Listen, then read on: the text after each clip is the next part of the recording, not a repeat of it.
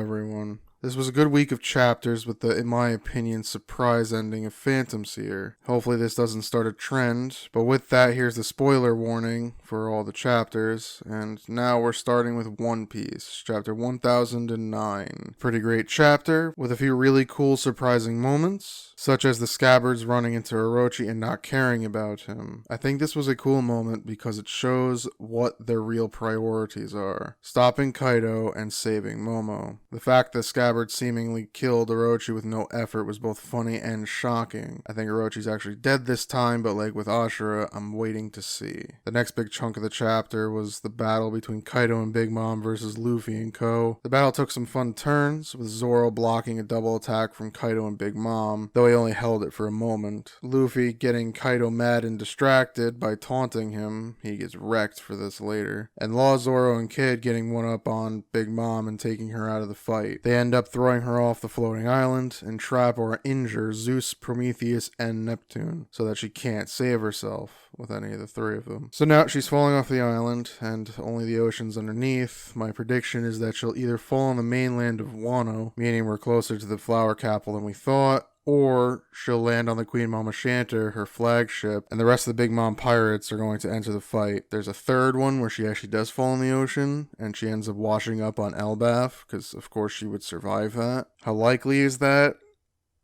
I don't think so, but who knows? We'll see if any of those are right, but they still accomplish their goal of separating the two of them. So now it's just all of them versus Kaido. So overall, I'd give that chapter an A. I thought it was great as we continue to see the battle and chaos of this raid. Also, it seems that each of the scabbards are staying behind to fight a particular opponent, sort of Naruto style, where each obstacle they face, a scabbard gets left behind to deal with that obstacle as the rest of them move on to go save Momo, which I thought was pretty interesting. Now we're on to Black Clover, chapter 288. A good chapter. It was very fight heavy, with Asta clashing with Lilith and Nama. Nox plans to continue fighting and most likely die in the end, but Asta tells him to stay alive to watch him continue to grow stronger. Asta then fought 1-on-2 against them and was pretty even for most of it. Asta's powers are growing to the point of insanity because his different swords give slightly different powers, and he's becoming unstoppable. Like with his usage of two different swords, the Devil Destroyer, which is the last one he got outside of Yami's, and that one canceled out all of the magic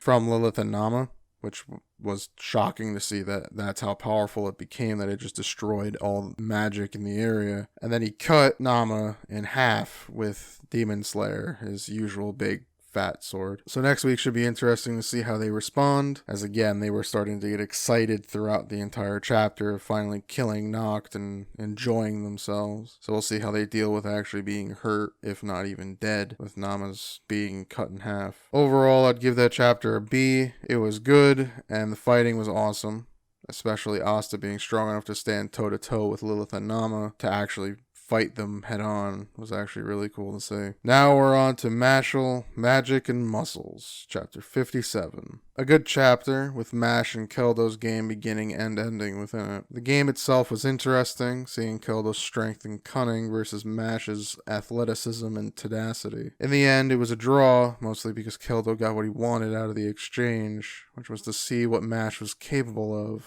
and kind of who he was. He also ended up liking Mash in the end, giving him a warning about how strong Marguerite is, telling him that it'll be Mash's toughest test to that point. So at least for this moment, it seems Mash has two allies in the Divine Visionaries. The chapter ends with the face-off between Mash and Marguerite as they begin to taunt each other, and I'm excited to see how that goes. Seeing how he did against Rain in the last arc, this fight should be pretty great. Hell, even seeing Marguerite go against Rain and standing pretty much toe-to-toe with him was pretty interesting in itself, so next week should be fun in terms of actual action within this manga. So overall, I'd give that chapter a B. It was good, with some fun action between Mash and Keldo, and the main event being teased. So now we're on to Undead Unluck, chapter 58. It was a good chapter, with the Undermember showing up and attacking Andy and Co. We see some more of Shen's backstory, where we see that he's always been hunting to be the best, even at an early age. The Under guy then attacks them with more pieces of Summer,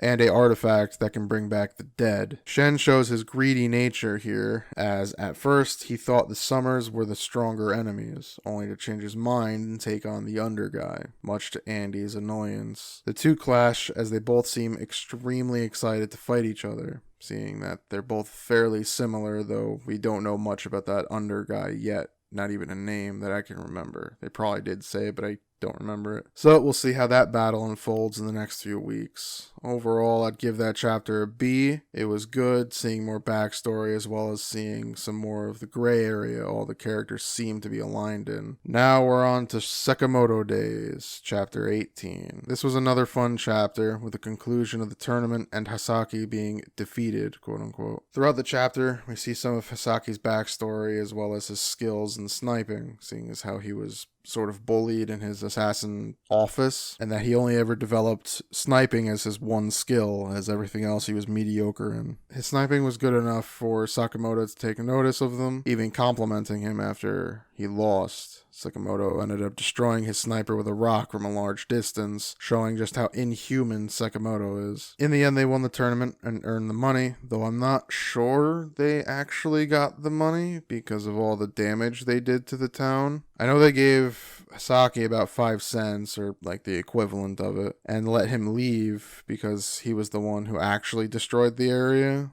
the like little town shopping area. I hope he returns and joins the shop. I think it would be a fun and really entertaining addition to this crew that's just starting to grow and grow. I don't think too many characters should be added, but 1 or 2 more, especially if they're fun like Hasaki was, is a good addition, just adding more headaches for Sakamoto. Overall, I'd give that chapter a B. I thought it was fun, as always, and next week we'll see if there's a new member of the Sakamoto shop or not. Now we're on to I Tell C, chapter 10. This was a good chapter. It was interesting to see how the new division seems to operate, as they seem to only follow their own rules. As we see that Riza still breaks about every detective law one can break to get close to her quote-unquote beloved. But she's now actually trying to arrest them, which was a surprising twist, even in the character's world. Sekon also seems to have adapted to his new the ends justify the means type of division, as he was disguised and took a fake gunshot to throw off the bank robber before arresting him. Overall, I'd give that chapter a B. It was all pretty cool, and I look forward to seeing where this goes. I hope it goes for a long time, because I think this series has a lot of fun things it can do, especially with its villain, who, even with only his brief introduction, I think he might be one of my favorite villains in all the shonen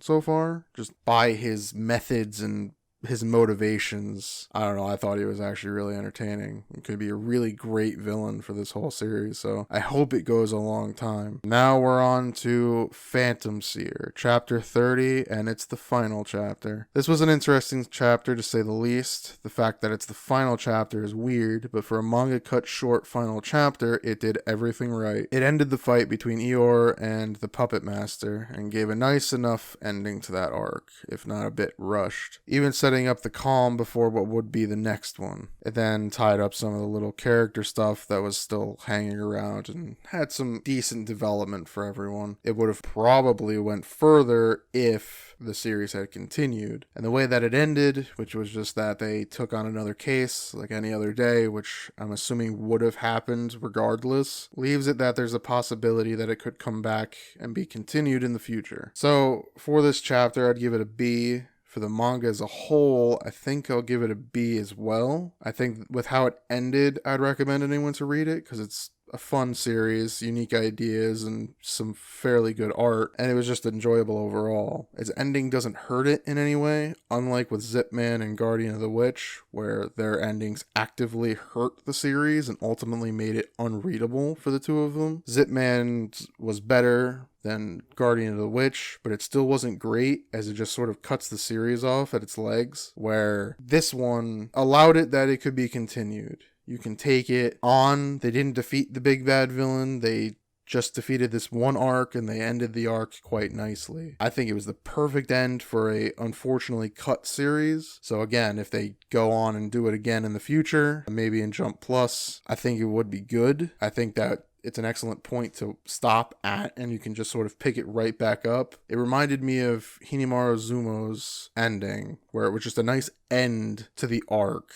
And the manga as a whole, it was a fine ending. if he ever did want to go back to Hinamaruzumo and continue the story, he absolutely could, and that's the same with Phantom Seer. If, for example, this was his one series he really wanted to do, his one piece of manga, this was what he wanted, he ended it right, that he could go back and finish it, just like Zumo could go back and finish it, or make a part 2, whatever. You could make a part 2 of Phantom Seer. With the other 2 manga that I mentioned, Zip Man and Guardian of the Witch, you genuinely can't. They are done. So I thought this was a fine ending to a cut short series. And so with that, that's all the chapters. I thought it was a good week overall, even with the abrupt ending of Phantom Seer. The chapters are all pretty good, with One Piece standing out above the rest for me. I'm hoping that the end of Phantom Seer doesn't lead to a large wave of other cuts for the other manga, like ITLC, Sakamoto Days, or any of the other new ones. I'm hoping it calms down a bit and we start to see some of these younger series grow and to become fun series. Because at this point, with how My Hero's looking, we'll literally only have about 2-3 above 100, which I think is Black Clover, Jujutsu Kaisen, Dr. Stone, and One Piece. I think are quite literally the only ones over 100, and then everything else is like almost below 50 outside of Undead Unluck and Mashle. So hopefully it just calms down and lets some of them grow, like Mashle and Undead hopefully stay for a while. Hopefully Black Clover doesn't get an abrupt cancellation and can sustain itself for quite a bit